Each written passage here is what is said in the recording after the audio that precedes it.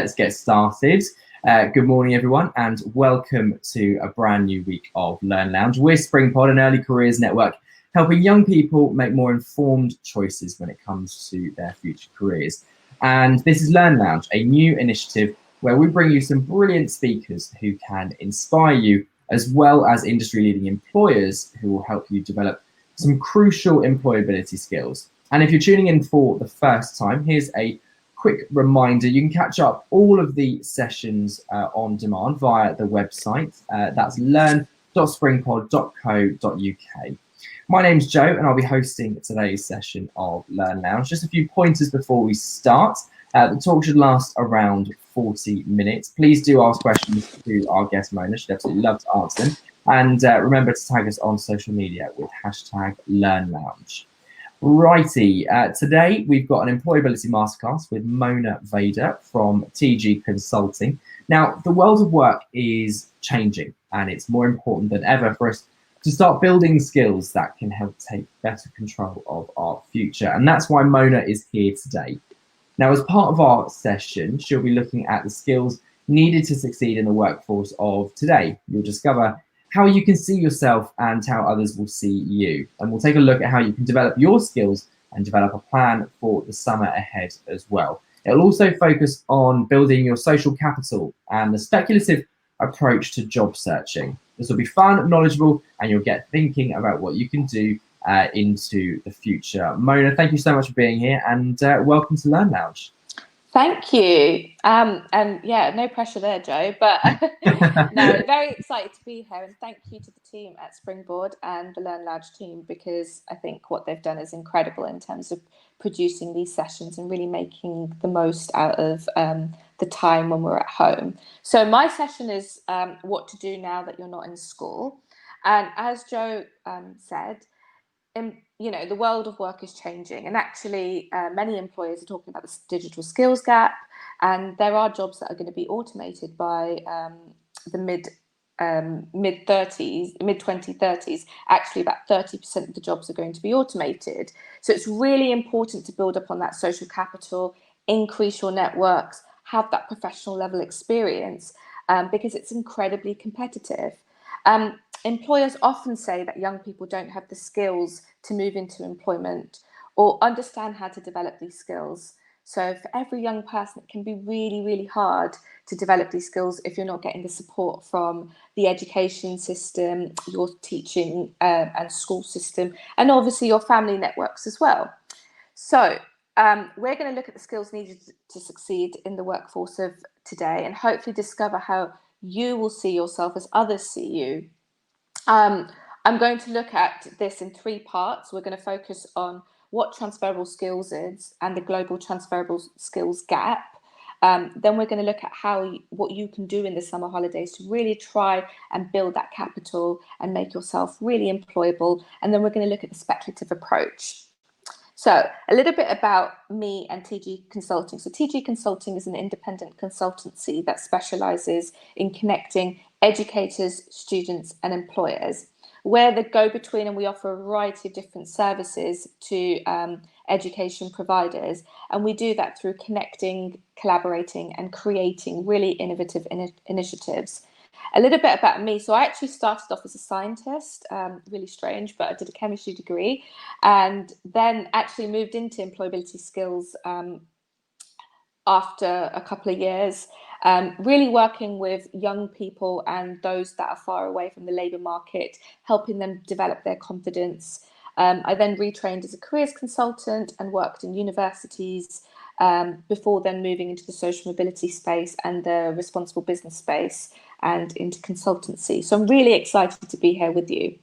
So today's learning outcomes are as follows. I won't necessarily read every single thing because you can't see it in the screen in front of you, but really I want to try and evoke a conversation, really get you thinking, and hopefully by the end of it you'll have some tools that you can implement throughout your summer period. So, transferable skills.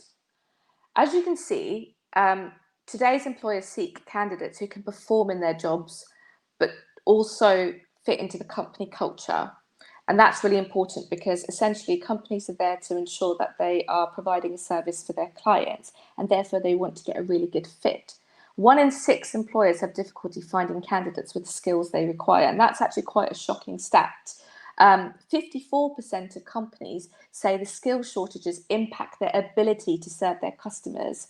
So ultimately, having skills and articulating how you demonstrate that skill for a particular organization is so important. And 1 in 3 skills in a job posting is a soft skill. So we're going to go through what I mean by soft skills.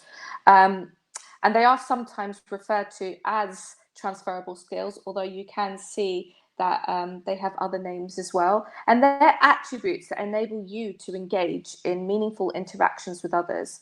Most jobs require things like teamwork, and it's really important to possess those soft skills to enhance your employability going forward and achieve your dream job, essentially.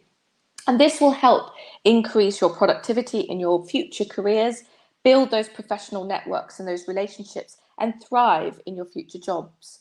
So transferable skills are those that you develop as you progress through employment, education, or training. So examples of this include things like communication, flexibility, leadership, problem solving, teamwork. So these are all examples because they can be used in any employed role and your education and your vocational training. In order to do things successfully, though, students need to develop these soft skills. And as I said, they're attributes that enable you to engage with meaningful interactions with others. So you'll see on the screen, there's this concept between hard skills and soft skills. And essentially, a hard skill is something that you can learn and that you can actually do an accredited course through, or you get taught. So you actually have a structured approach to develop that hard skill. Whereas a soft skill is something that you develop. So you can start off being really, really good at something like teamwork, but the more experiences that you get, the better your teamwork ability will be. And it's about developing that skill in time and then articulating that to the relevant person. So why is that really, really important?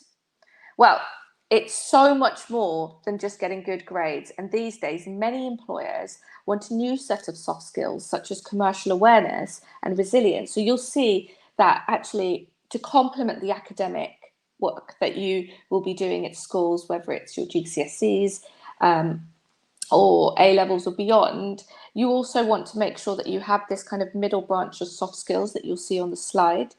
But nowadays, because the world of work is changing, employers want a new set of skills. So commercial awareness, for example, is one of those new sets of skills. And it's all about understanding what is happening in the world of work around us. And you can learn this by reading articles, going on a company's website, listening to podcasts, attending webinars like this.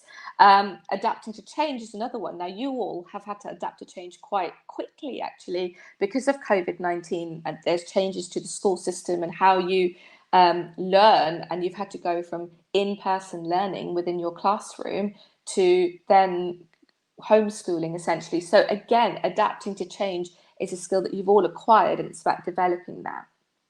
So I want you to think about these things. I don't necessarily want you to write anything, but I want you to think about this throughout my presentation. So I have 4 questions, and as I said, I want you to think about this because it'll be useful when I go through the rest of this webinar. So who is in your immediate network? Think about people like your parents, teachers, priest, GP, friends, elder siblings, etc., extended family like aunts, uncles, etc. So think about who's in that immediate network. And do you do anything on the side? So what I mean by that is anything that isn't necessarily attending school. So do you have a weekend job? Are you taking part in the Duke of Edinburgh? Are you part of a youth group? Do you have a YouTube channel? Are you into music at the moment, at school council, etc.? So think about that and what else you do, because that's all going to complement how you present yourself to your future employers, but also help you develop these skills and really exemplify how you can solidify those skills. What does your social media say about you? So I think this is really, really important because, I want you to think about what your strengths are, but also think about how others see you. So after this session, I want you to Google yourself and see what the digital footprint says about you. Are you private on your social media? Because remember, what's online can't be erased. So these are really important things because really going throughout, we want to articulate what your strengths are and help you develop those weaknesses, but also you want to make sure you have a consistent professional profile going forward. So I'm going to go into this because I think this is quite an important thing. And basically, the theory of multiple intelligences was developed in 1983 by Dr. Howard Gardner. And he was a professor of education at Harvard University. And why I really like this, because I think it's really exemplary of the modern world, it suggests that the traditional notion of intelligence based on IQ testing is really limited. And instead, he proposes these 8 different intelligences to account for a broader range of human potential in adults and in children. And so these intelligences are on that wheel in front of you. So you've got the linguistic intelligence, so word smart, you've got number reasoning smart, you've got picture smart, body smart, music smart, people smart, self smart, and nature smart. Now I'm going to go through all of these things via a video in a bit, but basically he says that our schools focus most of their attention on the linguistic and the logical mathematical intelligence. And that's true because for every job, really, you need a minimum of GCSE in mathematics and English. So that's not uncommon. However, he says that we should pay equal attention on individuals who show gifts in other intelligences. So you can see the 8 different types of smart on the screen and the types of jobs that are affiliated with that. So think about the artists, the architects, the musicians, the naturalists, the designers, the therapists, the entrepreneurs, and others, because all of these people enrich the world that we live in today. So you can see the different career options depending on the type of intelligences. And really, he's saying that IQ can limit someone's perspective of career possibilities if they don't relate this to the standard definition of success. So it doesn't matter if your energy is more artistic or you have an affiliation to music, because actually that's all about enriching the world of work that we are in, and it defines a new standard of success. So if we broaden horizon to encompass this wider range of diverse aptitudes, we can find a career where our natural strengths lie. And what I really want you to take home from this is think about the type of intelligence that you have, because when it comes to the world of work, it's about really making sure that you pick a career that you really enjoy, because if you enjoy it, you're likely to succeed in it and you're likely to thrive. And that's what the average human being has about 8 different career changes. And most of you are going to work until 71, I think. And so really you want to make sure that you pick a career that you really enjoy and that's embedded in one of your strengths so your talents can truly shine. So Sid, if you'd like to just play the video. We normally think of the one intelligence that most people refer to, and that is intellectual intelligence. And Howard Gardner says there are actually multiple types of intelligence, and I'm going to go through them with this video. Now the first is called logical mathematical intelligence, and this is basically what you think of when you think of intellectual intelligence. This would be stuff like logic, or if you're good at taking tests, you'll probably have pretty high logical mathematical intelligence. This also has to do a lot with critical thinking, and making and reading graphs, as well as organization. If you like to organize your stuff and keep it very organized and are good at organizing it, then you probably have very high logical mathematical intelligence. Now the second one is called verbal linguistic, and if you have high verbal linguistic intelligence, you are probably good at saying that word. You are good at poems, you are good at rhyming words, finding words that rhyme, you are good at reading and writing, and you're good at learning other languages. You learn them pretty quickly compared to other people. And you're probably great at turning a little tiny story into a huge, fascinating story that can enthrall an entire room. The third is interpersonal. And interpersonal intelligence would be like understanding other people's emotions, understanding what the social etiquette and norms are of this situation. You have to be able to be good at reception to other people's moods and what motivates them. If you are a business administrator and you're good at motivating someone, you probably have pretty high interpersonal intelligence. If you're a good leader or just a manager in general, and you can coordinate work with other people, you are probably really intelligent in this interpersonal field. The fourth is body kinesthetic, which means you are good at handling and maneuvering your own body. You can handle objects skillfully and basically move them around however you want them to, as well as your body. People that are very intelligent in the body kinesthetic field are dancers, actors, soldiers, and even many sports athletes. The fifth is musical intelligence, and this is associated with rhythmic and harmonic music. Being able to interpret sounds, rhythms and tones and pitches, and being able to understand them on a level that most people can't understand. If you're good at this, you can probably compose or at least play an instrument.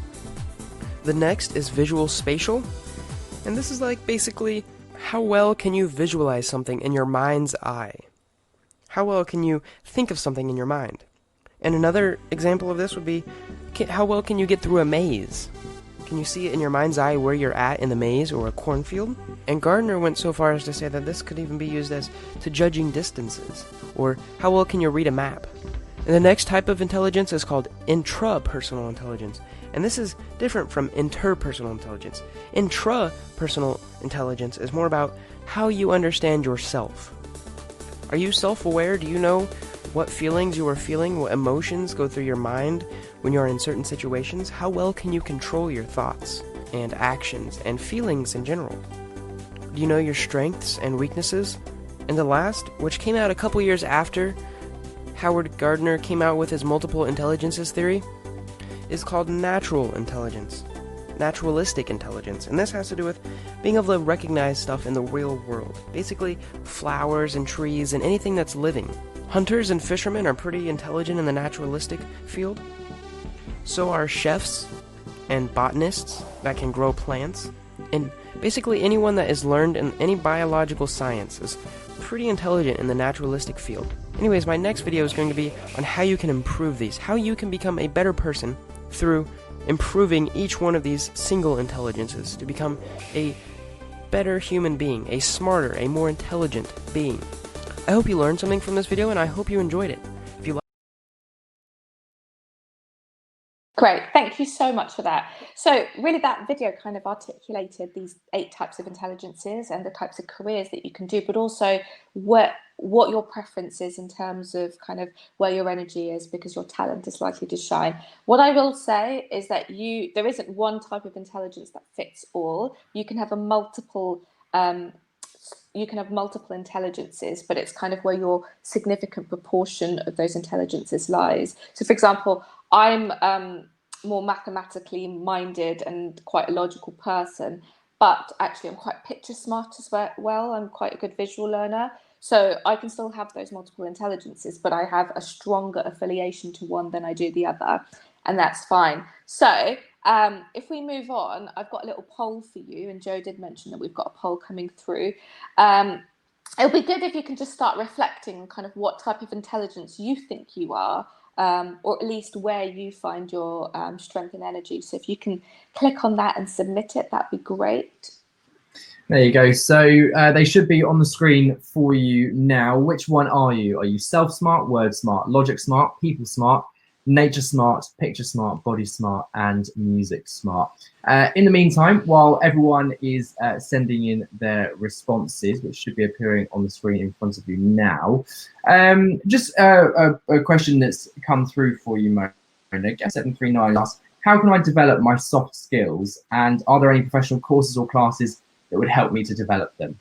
Yeah, so it's a really good question, and actually I'm going to go through that on the next bit. I wanted to kind of think about who you are as a person before we move on to what you need to develop, but there are a number of things that you can do to develop your soft skills, including networking, getting some work experience, keeping up to date with current affairs, reading industry-specific magazines and publications and things like that, and really kind of whatever work experience you have, whether it's professional level or if it's to complement your schooling or, you know, to support your family, etc. All of that is going to try and develop those soft skills. So I will go through it in more detail in the second half of this second part of this webinar, but hopefully that's given you a bit of a flavour. Brilliant. So we've still got some results coming in. I don't know if you can see it on your screen there, but it looks like Logic Smart is coming in with the highest result at 38% of the vote. Coming in a relatively close second behind it is self-smart, option A, with 19% of the vote. And just behind that, in third place, we've got people smart, option D, at 15%. And picture smart then comes in with 12%. And it seems like body smart is in at 7%. Then we've got a joint second to last with word smart and music smart, both at 5%, and nature smart there with just 1% of the vote. So not many people feeling particularly nature smart. Okay. Yeah, I mean, what I will say is each of these have equal preferences, and it's very much about you as an individual, where you kind of feel that your affiliation lies. And there's no one right answer. You know, if you're logic smart and not nature smart, it doesn't mean you're a better individual. This is all about just trying to find out actually where your energy lies and what you prefer going forward. So going forward, why does this matter? So somebody already said this or asked me this question in terms of soft skills and soft skills development, but essentially it matters because people need to market themselves and make the most of their connections because it's incredibly competitive. Research suggests that there are approximately 70 applications per job vacancy. Actually, in today's time, that's probably increasing given the competition out there for the number of opportunities. And 73% of today's employers will not employ people who don't have any work experience. And what I mean by that is ensuring that whatever experiences you do have, if you have a Saturday job or you are part of a club or society or you have caring responsibilities within your family, all of that helps you develop skills. So for example, the latter, whether you're a carer or not, helps with your resilience, gives you some structure and your organization skills because you have to be there for somebody. But it's really about kind of articulating and extrapolating the experiences you do have and think about what skills you've gained as a result of that experience. So some of the things you can do, obviously, to develop your skills, attending sessions, professional development events like this, networking, and actually given COVID, there's a lot of virtual networking opportunities, volunteering, and you can actually start quite young in terms of volunteering as well. It depends on kind of the industry that you want to volunteer with, but really you could look as young as 14 to 15, even younger. I actually had some work experience when I was 12, kind of doing some admin in an office just to find out what an office setting was. And there's no age limit, but there might be some restrictions given the type of industry and things like that. Somebody's just kind of said, if you volunteer for a charity, will the employers look for that as well? Yes, I think any kind of experience is valuable, and it's not necessarily who you volunteer for, it's what you gain as a result of that voluntary experience. There's no point saying, well, you've worked in X, Y, and Z. What you want to be really thinking is, I volunteered for this particular charity, I did this particular project, and actually as a result of that project, I'm more employable because I can communicate with my team, I can write reports, etc. And some people, quite entrepreneurial. If you were one of those entrepreneurial kinds of ways of intelligences, then, looking at starting a business or a side hustle. Getting that experience can be somewhat tricky. And what I would suggest is know what interests you the most. The amount of employers that I've worked with that kind of say, well, they get 300 applications per vacancy, and you can tell when somebody's just done this scattergun approach. They've not researched, they've not targeted the employer, they've not actually said why they want it and how that employer can benefit them. So really know where your interests lie, because if you're interested in something and you're passionate about something, then you're going to excel in it, and the other person behind that screen, so the recruiter, is going to see that. Be clear with what you want. And if you don't know what you want, start thinking about who you could approach. So speak to your elder siblings if you have any. Speak to your careers advisors in your schools. Speak to people like in Springboard and Learn Lounge. You can ask questions about that. You can link in with me on LinkedIn and things like that. And then create a plan on how you will market yourself to really exploit those connections. and really utilize them. So creating a plan on how you will market yourself, because competition is fierce. So you really want to make sure you stand out, and what you will do and what it takes to really make sure that you can benefit that organization, whether it's a charity, whether it's an employer, whether it's your Saturday job employer. Be creative and be unique. In order to stand out, you really want to make sure that you get noticed. So things like this, asking questions, participating in polls, following up with speakers that you come across, really, really good way. And social media is really good in that way. Somebody's just said, what's the most effective employability skill? There is no effective employability skill. And actually, if you look at any job, whether it's a paid job or an internship or a Saturday job, you'll actually see a person specification that has about 10 different skills. And none of those skills have a special preference. It's really just making sure that you can articulate and demonstrate all of those skills, because an employer doesn't want somebody that has one type of thing. They want a really rounded individual that they can train and develop, and that's going to help them be better in their business. So be clear with what you want, have an understanding, and these 3 questions I want you to write down and think about that. So what's most important to you? Is it about making money? Is it about having a fancy job title? Is it about ensuring that you support your family? Is it about trying a new sector that you're not massively familiar with? What interests you? So are you somebody that likes being at a desk? Are you somebody that likes to be outdoorsy? Are you somebody that likes talking to somebody? And what keeps you entertained? Because that's really important. You know, most individuals spend 7 to 8 hours a day at work if you're working full time. So you really want to make sure that you're enjoying that. Making sure that you increase your networking connections through things like this. So already you're starting to do that, but make sure you follow up with all the speakers. Make sure you add them on LinkedIn. Using your connections. So once you have the sector that you're interested in, and what I mean by that is, if you have a strong affiliation to learn about finance and you know that you want to work for a bank, then actually that's a good starting point. You need to make sure that you network with individuals that can help you in that process. So start researching what kind of banks that you want to work for. Maybe start adding some people on LinkedIn. If you don't have LinkedIn, maybe speak to your careers professional or careers advisor in your school to help you get started. If you have brothers or sisters that work in banks, maybe speak to them about why they like where they work. And make sure you devote your time on this daily, because it does take a lot of patience, and don't lose heart, and make sure that you get that positive energy. Because in order for you to land that desired position, it does take time, and you have to put in quite a lot of work. And I'm going to talk through that in the last bit of my presentation.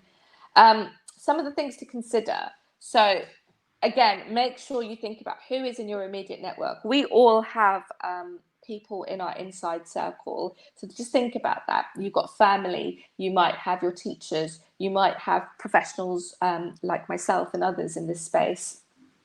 Do you do anything on the side? Can you get an endorsement or a recommendation from people in your network? So think about, you know, a teacher that you might have a strong affiliation to, or you know, think about anybody in your family that can help you get connected with somebody. But think about actually getting these little mini recommendations, because that will help them see you in a way that you may not see yourself as well. And think about the social media element as well that I mentioned. Some useful places to get started. So I've included a range of different job boards and career sites, which have a range of experiences like internships, industry days, discovery days, graduate jobs for the slightly older audience there. Even things like whether going to university is really important, whether you want to take the apprenticeship route and things like that. So sites that I would recommend, all of these there, but in particular prospects. Make sure that you look at SpringPod as well. There's some really good resources. Speakers for Schools is a really great one, in the sense that they do these virtual work experiences as well. So again, that will give you some opportunities to actually get involved in something from the comfort of your home as well, and just test if you like it or not. Because again, it's all about getting that enriched experience that will help enhance your CV. So things to secure work experience, think about your immediate network. Who do you already know? So think about if you have like a Saturday job or things like that. Who do you already know and who could you speak to? Is there an organisation that you'd like to go to that you pass on your way to school? Back in the days when we actually used to go to places. And then I want you to think about making a list between 5 to 10 places of organisations that you actually want to work in. And then think about what do those organisations have in common? Are they part of a particular industry? So are they all tech organizations? Are they all financial organizations? And then cultivate and make sure that you ask. So, you know, I'm engaging in the possibility of organizing work experience on this date. Will you be able to help me? And I'm going to talk you through the speculative approach in a second. But yeah, just think about how you can really look at securing that professional experience, particularly now, because lots and lots of organizations have navigated and pivoted really well and are offering free work experience opportunities, discovery days, and things like that virtually. So you can really make the most of that whilst you're at home in the summer. So before we move on, actually, Joe, have you got any questions that I can do a little bit of a break before I move on to the next bit? Yes, we've had a few come through. Could you just give us an example of what a transferable skill could be? Yeah, so I actually went through this at the beginning bit of my slide. So if I move on quickly, I'll just show you. So a transferable skill is anything that you can develop. So examples of this are communication, teamwork, you know, leadership, resilience, commercial awareness. There is a plethora of transferable skills, often known as soft skills, but the difference is these are things that you develop given your surroundings. So you might develop that through being at school. You might develop this through work experiences if you have other things that you do on the side, so like caring responsibilities, joining a sports club, etc. So yeah, that's the difference between a transferable skill and a hard skill, which is a tangible skill that you can learn. So an example of that is making sure that sorry, I'm just moving on. Yeah, making sure that you know, like a tangible skill can be something like an IT skill. If you know how to code, if you know how to use Excel really well, using technology, learning a language. So those of you who can learn a language, that's a tangible skill. And again, that's something that you've had to learn. So does that explain the differences? Yeah, it does. And we just had someone ask if they'll be available, if the details for this will be available afterwards. You'll be able to watch this talk on demand, because I know there was a list of links on there for some great sites. If you want to get at those again, just watch the replay page for this webinar, and it should be up within the next couple of hours, and you'll be able to go back and watch this on demand again, find that point, and you'll be able to get the links on there as well. Great. And just to add, I don't think employers look for just soft skills. I think it's a combination of soft skills and hard skills. Ultimately, they want to be sure that you can do the job, but they also want to make sure that you can fit really well within that company. So it's a mixture. And I mentioned at the beginning, 1 in 3 job descriptions actually cite a soft skill over a hard skill. So it's really, really important, because ultimately they're looking for a great fit within that organization.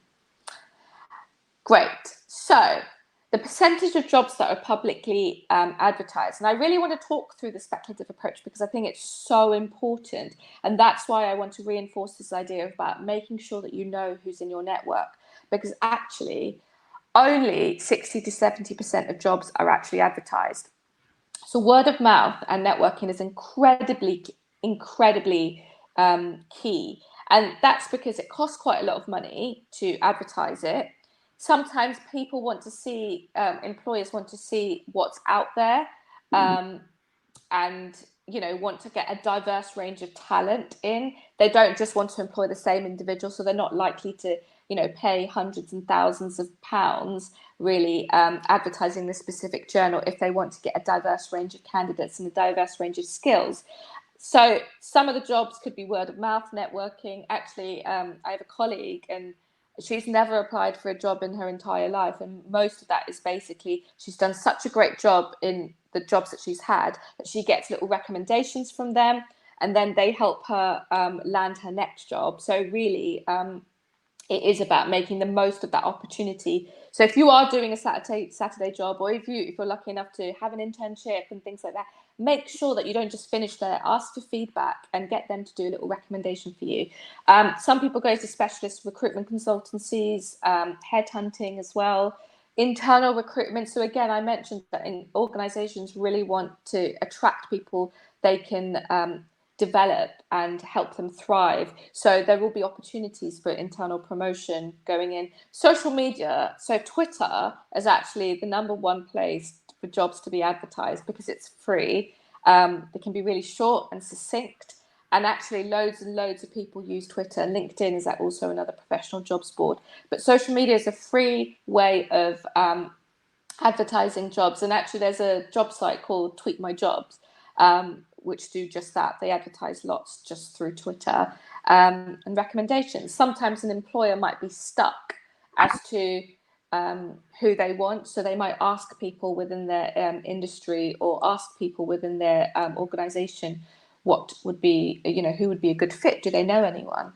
So work experience will give you exposure to the realities of business. Remember, all work experience is beneficial. So a part-time retail job will give you exposure on things like the importance of branding, sales, promotions, customer loyalty schemes, having enough stock to meet customer demand, and so on. Keep up to date with current affairs and news.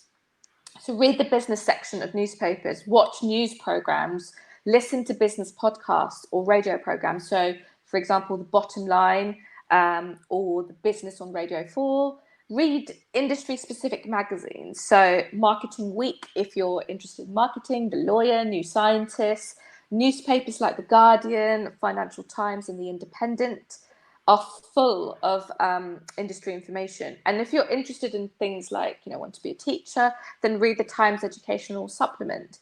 Want to know what's happening in the world of business? Read, The Economist.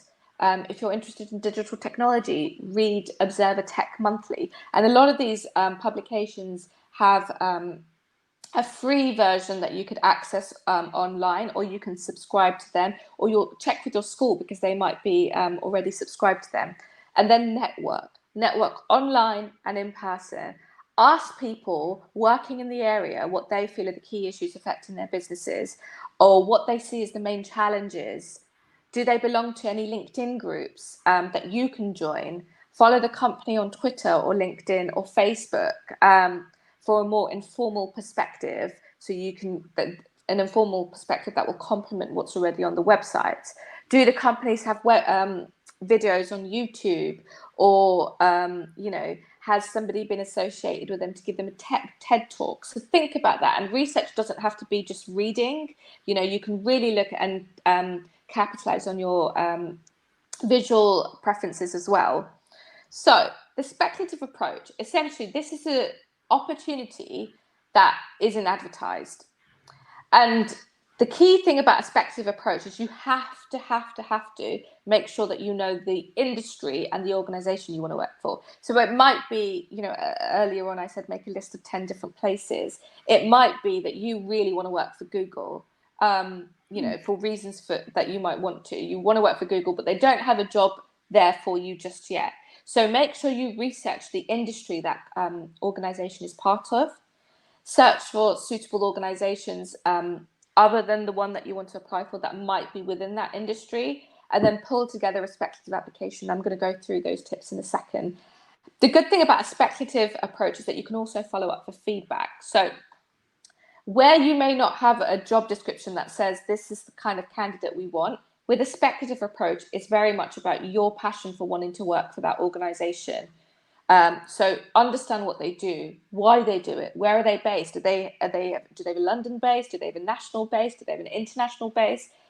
And ensure your cover letter has an understanding of some of their activities. So go on the about us section on their website and think about what projects they're undertaking, who their latest clients are, and understanding as to why you're interested in them. So do you have a particular skill that you feel they could benefit from?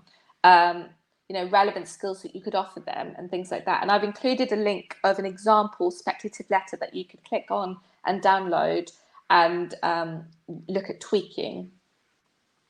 So the next steps around this: start working on your professional CV. There are a lot of professionals that can help you with this, including your careers advisors at schools. Think about your network as well, because you can send your CV to them. So you might want to start off with your parents, carers, supporters. Know your skills, so know what you're really good at, and also know what you want to develop, because that's going to help you land that next step. Because ultimately, saying you're good at something is just as good as saying, well, I want to work for you because I know I have a weakness in this, but working for you will help me develop that. Start to research the type of companies and industries you want to work in, and think about those 8 intelligences. What's your preference? What kind of career is affiliated with that intelligence? And then think about what sectors you're interested in. So don't just think about, I want to work for a bank. Think about the area within the bank that you might want to work for, whether it's retail, investments, commercial, mergers, acquisitions. So today we've covered quite a lot, but really we looked at the importance of transferable skills and why you need to develop them. We touched on career intelligences. And again, you can have a look at that in more detail and research about that in more detail. Look at some of the ways that you can get work experience, and consider your immediate networks and profile.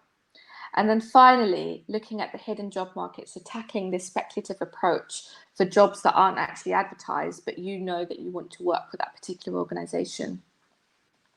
So at the end of this, I want you to start thinking about what you will want to do going forward. And I've compiled a poll with lots of different options.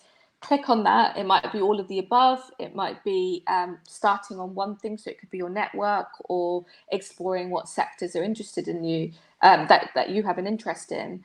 And thank you very much for everybody in the Learn Lounge team. Hopefully all the audience have got something really valuable from it, but making sure that those key learnings and reflecting on what you're good at and what you want to develop are going to be key to securing that experiences and really making the most of your 6 weeks summer holidays. So thank you very much, and happy to take any questions.